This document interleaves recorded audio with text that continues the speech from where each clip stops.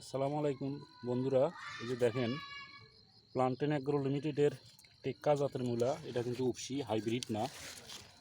দেখেন প্রত্যেকটা মূলার কী পরিমাণ কাঠ কিন্তু হয়ে গেছে। দেখেন এখানে পারিবারিকভাবে এখানে আমি নিজেই লাগিয়েছিলাম। দেখেন প্রত্যেকটা মূলার কাঠ কিন্তু কীভাবে চলে এসেছে। দেখেন মূলা খেতেও কিন্তু অত্যন্ত সুস্বাদু।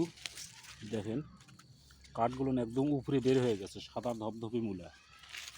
দেখেন কিছু মূলা এখান থেকে তোলা হয়েছে কিন্তু।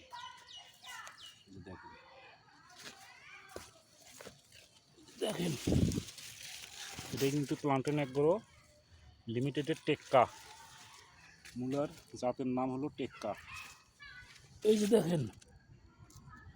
ওকে, আসসালামু আলাইকুম।